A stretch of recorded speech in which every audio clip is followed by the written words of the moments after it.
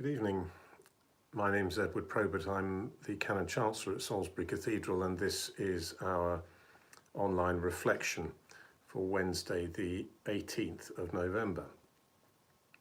Welcome. Well, here is the news. No news at all, I'm afraid, because it's that I am over familiar with the interior of this house.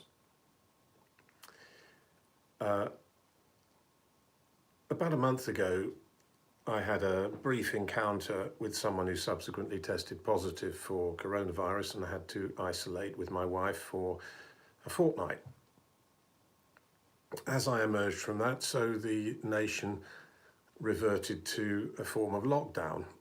And so after a couple of days interlude when I could actually move about among people fairly normally in the cathedral and elsewhere, I, like everyone else, have been back in our former existence.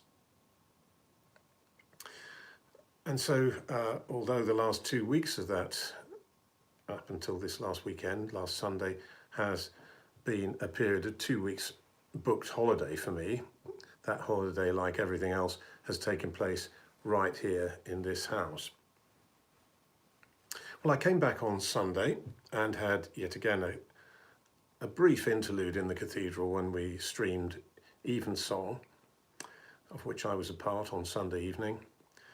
But that's been my full engagement in presence in the cathedral for acts of worship. And so all the other acts of worship I've been a part of have been like this on YouTube or on some form of Zoom, and my meetings have taken place in a similar way, by and large. So this morning, my colleagues and I were saying morning prayer, as we do every day, and evening prayer. And we were doing that on Zoom, and I was sitting right here, and this was just after 7:30.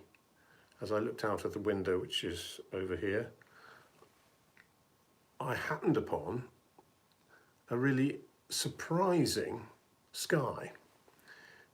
Now you can imagine at that time of day, at this time of year, this is really a very limited palette. In fact, it was all made up of shades of grey, but it was made up, to my great engrossment, it was made up by all sorts of shapes in the clouds. And it was absolutely fascinating, most beautiful sky formation. There was very little colour in it, as there's very little colour in anything else outside in the natural world, or indeed in the human world for us at the moment. Well, I was taken by that and pleasantly surprised. And one of the insights there for me was that even in gloom, there can be really remarkable things and really beautiful things too. Well, I took it upon myself this afternoon to go to my bookshelves and fish off them a book I have, I think quite honestly, never read in any substantial way at all. It was a book I was given 40 years ago on the occasion of my confirmation. It was a book that was already then, I mean, not this copy, but the issue of the book was already then nearly 30 years earlier. And so it was already quite a dated, both looking book and culturally dated looking book. And it's Prayers of Life by a French Catholic priest called, now I have to tell you, I've gone to France and spoken French and written French and read French in some form or other for more like 50 years. I've never yet known how to pronounce his name. And if anyone can enlighten me, I'd be very grateful. To the Anglophone world, it would be pronounced Michel Coist, and that must be some version of Croix. Anyway, Prayers of Life. This is the book that made him famous in Christian quarters in the 1950s. And it has sold, believe it or not, 2.5 million copies, this book. And it contains, it's a relatively short volume, as you can see, it's got 130 or so pages. And it contains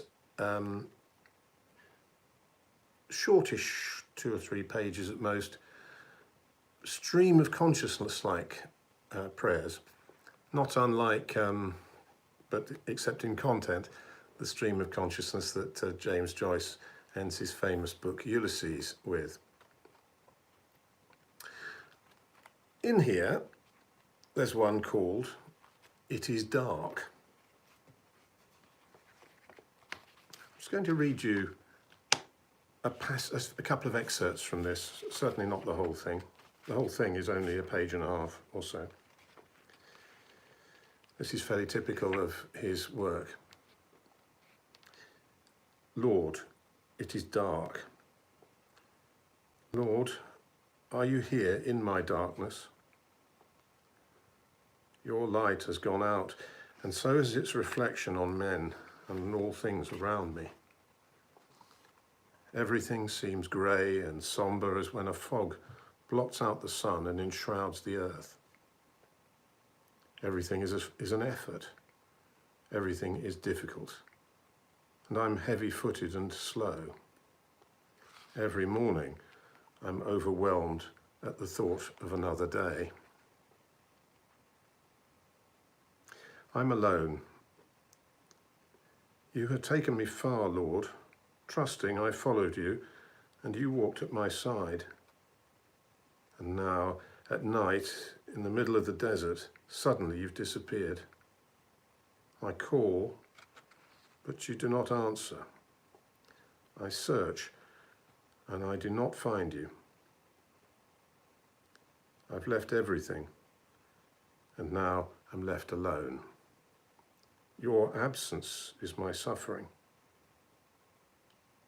Lord, it is dark. Lord, are you here in my darkness? Where are you, Lord? Do you love me still? Or have I wearied you? Lord, answer, answer. It is dark. And so that prayer ends as it began. It is dark. Well, it's not ready cheer, that one, is it? But sometimes we just have to accept the state of things, both emotionally for ourselves or at large in the world around us. Sometimes simply to be is the achievement required of us. Well, as with my sky this morning, as indeed if you consider, if you've ever attended it, that great Advent procession that takes place here in any normal year, Darkness to Light, where a single candle is lit in a cathedral filled with people and in pitch dark. And that single candle, which of course very soon spreads, that single candle, which is lit on its own in that vast building for just a few seconds, can be seen and is bright and attractive, just in the way that the stars, far away as they are, can light you through the darkness if you've got no other sources of light around you interfering. Just as those two things, that morning sky with its greys, that vision of a tiny light in the darkness, there are touches of joy, glimpses of light, even, as Michel Quoist knew, even in that darkness is not the whole picture, even if it is our picture. So I'm going to finish by reading a prayer, which is from Southwark Cathedral, written in this strange year.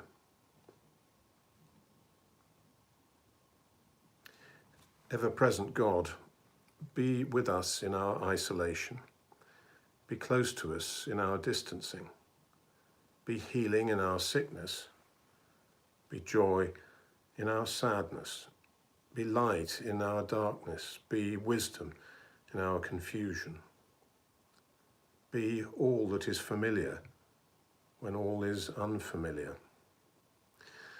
That when the doors reopen, we may, with the zeal of Pentecost, inhabit our communities and speak of your goodness to an emerging world. For Jesus' sake. Amen. Thank you for joining me this evening. I look forward to seeing you again soon. Goodbye.